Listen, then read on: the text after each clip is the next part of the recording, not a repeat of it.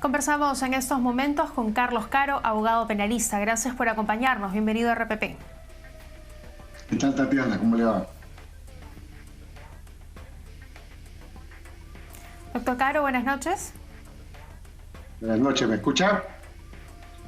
Sí, ahora sí, perfecto. Gracias por acompañarnos. No. Doctor Caro, ¿cuál es su análisis general de la situación? ¿Qué tan complicado pinta el panorama para el presidente Martín Vizcarra? Desde mi punto de vista, la situación del señor Vizcarra es ya bastante complicada. Ya a la fecha va sumando 4 colaboradores eficaces que hablan haber efectuado pagos corruptos en 2 ocasiones distintas, una a través de la empresa Obrainsa y ahora con la empresa ICSA. No se trata simplemente del dicho de un colaborador, sino de versiones que han empezado a ser confirmadas o corroboradas. En el caso de Obrainsa están las facturas, están los cheques, está el pedido, los mails sobre la avioneta. Y en el otro caso, en el de ICSA, está la versión uniforme de 3 colaboradores eficaces que señalan al presidente como autor de un hecho grave de corrupción y además un caso de colusión, porque estamos hablando de negociaciones a nivel de contratación pública. Entonces, el hecho es grave, el hecho no es menor. Evidentemente, esto pone sobre la mesa una serie de problemas, como por ejemplo el hecho de si el presidente puede ser o no investigado en este momento. Ahora mismo, el presidente tiene 2 investigaciones abiertas por el mismo caso. Una con el fiscal Chirre, Sistema Anticorrupción, y otra con el equipo especial, que es el fiscal Juárez. Lo cierto es que no pueden haber 2 investigaciones por lo mismo.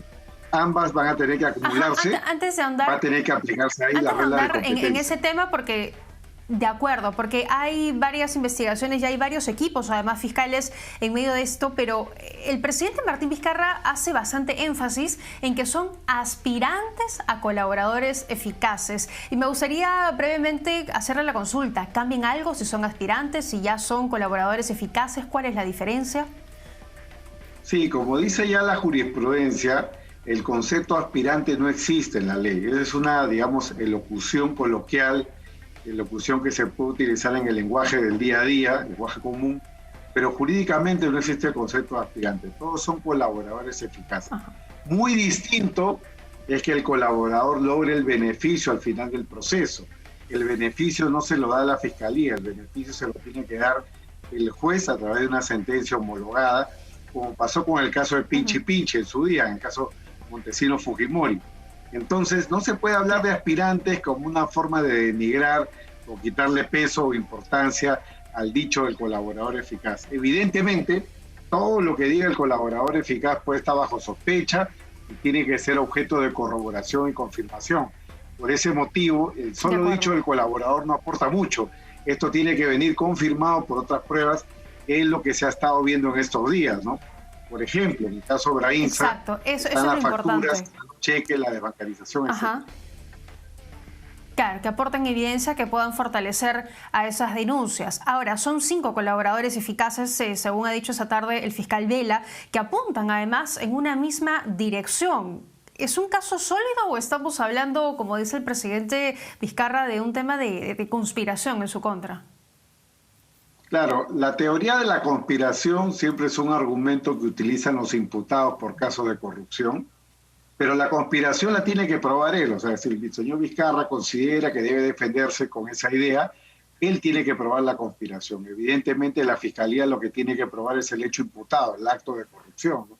Si el presidente cree que lo mejor es defenderse diciendo que están conspirando contra la estabilidad democrática, contra su gobierno, será su argumento de defensa, pero creo que no es un buen argumento en la medida que hasta el día de hoy ninguna teoría de la conspiración ha prosperado en las defensas anticorrupción. Lo mejor es que él entre a la cuestión de fondo y trate de desacreditar la versión de los colaboradores eficaces. De acuerdo. Y ahora lo que usted también mencionaba, doctor Caro, en torno a que en los últimos días se ha generado bastante confusión sobre si se puede investigar en este momento al presidente Martín Vizcarra, quién lo puede hacer y sobre todo quién debe hacerlo. Entra a tallar la Fiscalía de la Nación, entra a tallar también el equipo especial del caso Lavallato y las Fiscalías Anticorrupción. ¿A quién le corresponde investigar al presidente Martín Vizcarra? Aquí se ha generado una confusión en verdad innecesaria, porque por una parte se tiene el equipo especial, que es el que recibe la colaboración eficaz, y el equipo especial desde el primer momento podía abrir una investigación, bajo el argumento de que este es un caso de delitos conexos. La regulación permite que el equipo especial investigue a las empresas brasileras sus hechos de corrupción.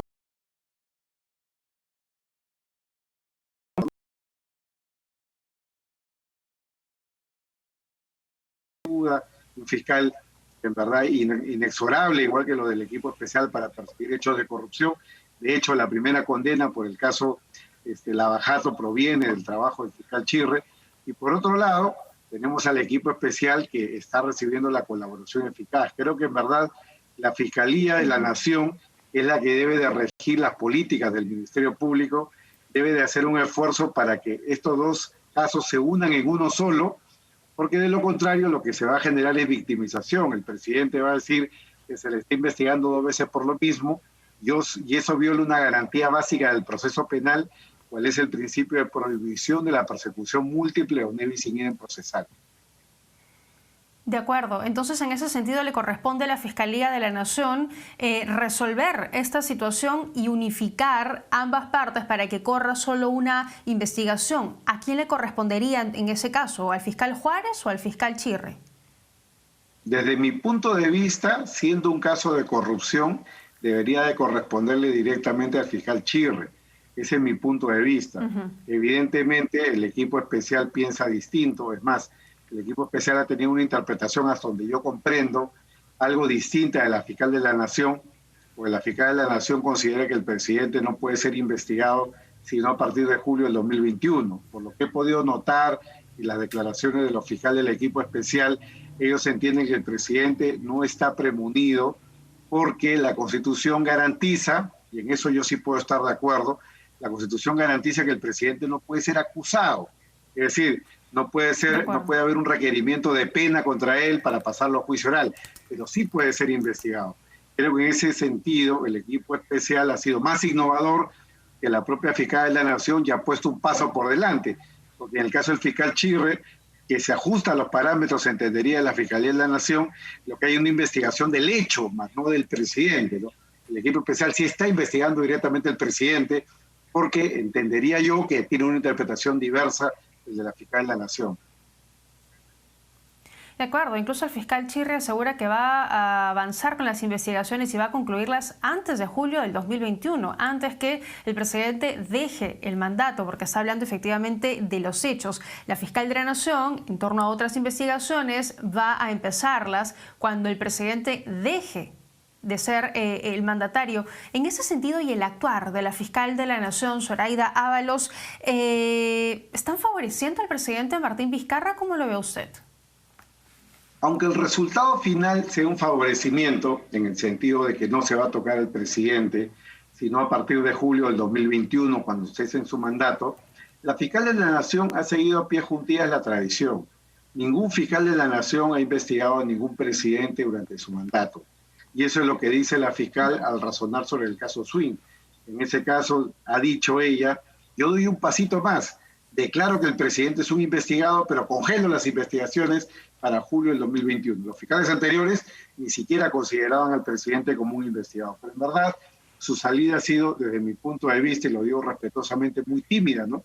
El equipo especial en ese sentido ha sido mucho más innovador, más agresivo, procesalmente hablando, entre los términos de lo que cabe en la Constitución, porque considera que la Constitución blinda al presidente de acusaciones, más no de investigaciones. Por lo tanto, entiende que existe una inmunidad frente a la acusación, más no una inmunidad frente a las investigaciones.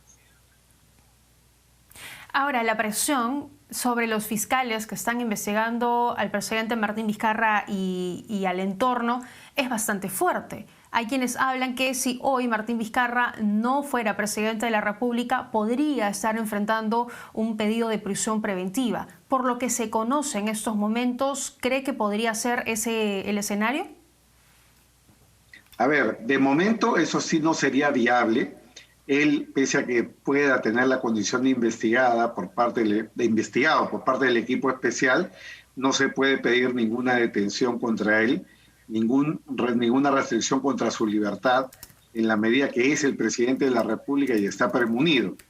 Pero, evidentemente, una vez que cese su mandato, eso podría suceder como sucedió con el expresidente Humala. Termina su mandato, se le imputa por lavado, y al año siguiente se le hace un requerimiento de prisión preventiva por el caso de aporte de campaña de Odebrecht. Entonces, esa posibilidad no está cerrada, no está negada, y es algo que tranquilamente podría suceder. Yo en particular siempre he dicho, respecto de cualquier investigado, que la prisión preventiva es excepcionalísima, no solamente debe utilizarse para casos en los cuales está claramente probado el peligro de fuga o el peligro de entorpecimiento de la acción probatoria, ¿no? La interpretación jurisprudencial no necesariamente es esa, sobre todo en estos casos de impacto público, hay una tendencia muy clara en estos casos emblemáticos a usar la herramienta de la detención preventiva. De acuerdo, hay mucha presión en este tipo de casos. Doctor Caro, le agradezco que nos haya acompañado esta noche. Ha quedado claro que el panorama no pinta favorable para el presidente Martín Vizcarra. Muchas gracias. A esta hora nosotros hacemos una breve pausa y volvemos con mucho más en Las Claves del Día.